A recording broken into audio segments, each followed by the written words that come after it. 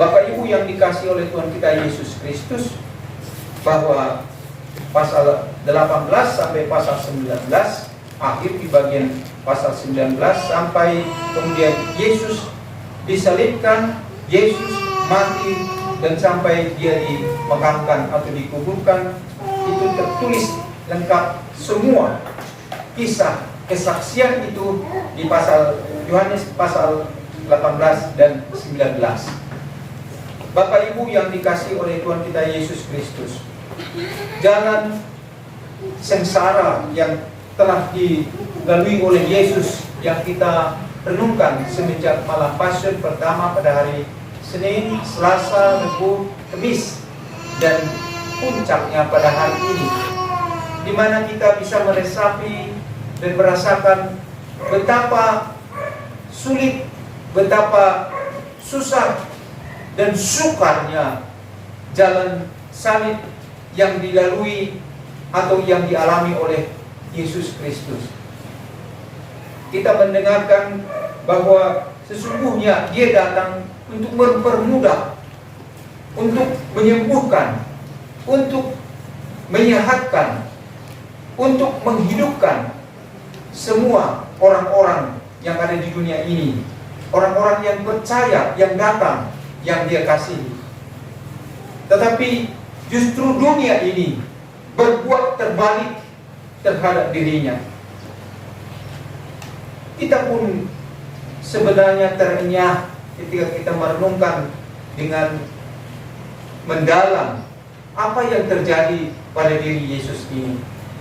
Karena ketika penguasa pada waktu itu, baik Herodes dan Pilatus, mereka tidak pernah mendapatkan sesuatu hal yang salah atau perbuatan yang tidak benar atau perbuatan yang jahat yang pernah dilakukan oleh Yesus Kristus. Sampai kita bisa memahami ketika penguasa itu berkata, tidak ada satupun yang tidak benar atau yang salah yang saya dapatkan dari tindakan, perkataan atau perbuatan Yesus orang Nazaret ini. Dan pada akhirnya Dia mencuci tangannya di depan orang umum, di depan orang banyak, sebagai tanda bahwa Dia bersih daripada penghukuman atau keinginan orang-orang jahat pada waktu itu. Bapak Ibu yang dikasihi oleh Tuhan kita Yesus Kristus, Via Dolorosa atau jalan salib adalah bukti, adalah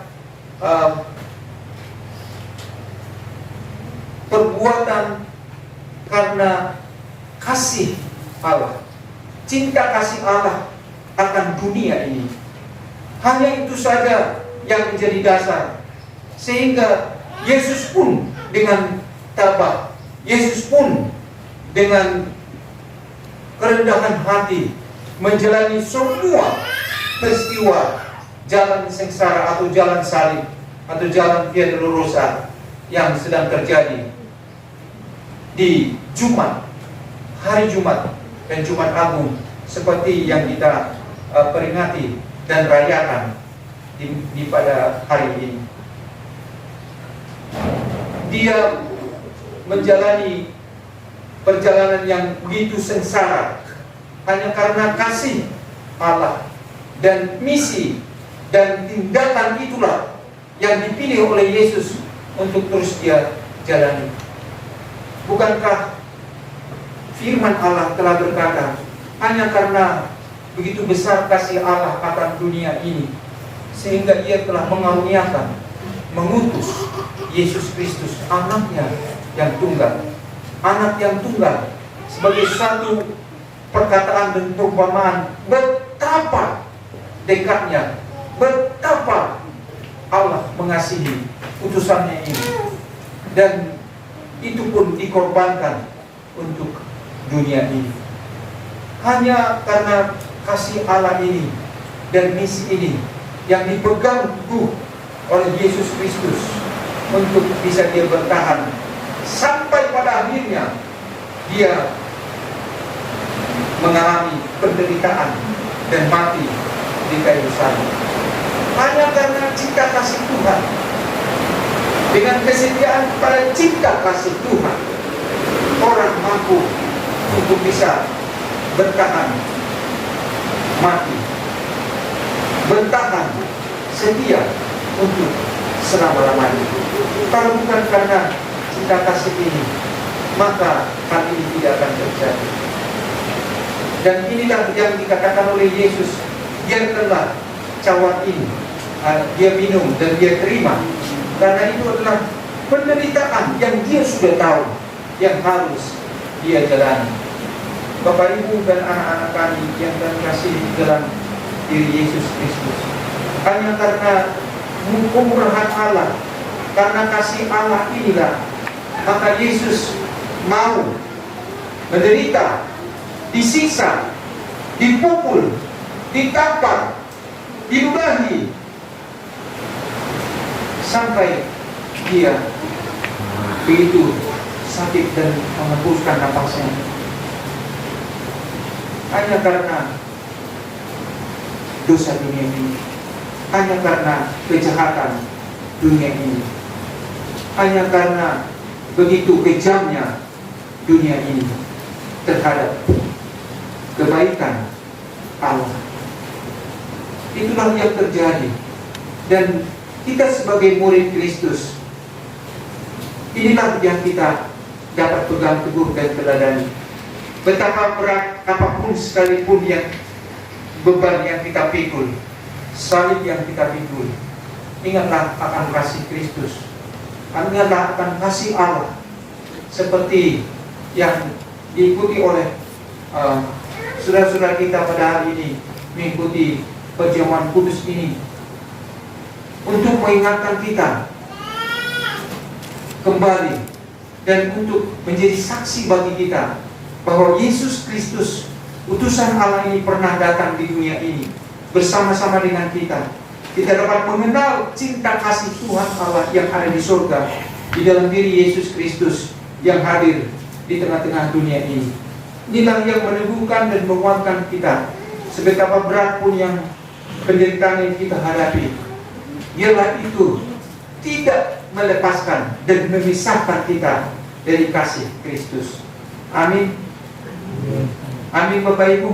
Amin. Penderitaan dan kesukaran apapun yang sedang atau yang kita hadapi di tengah hidup ini, ingatlah akan kasih Tuhan di dalam diri Yesus Kristus yang begitu setia, tekun, walaupun begitu berat penderitaan yang dia alami. Padahal itu bukan karena kesalahan dia.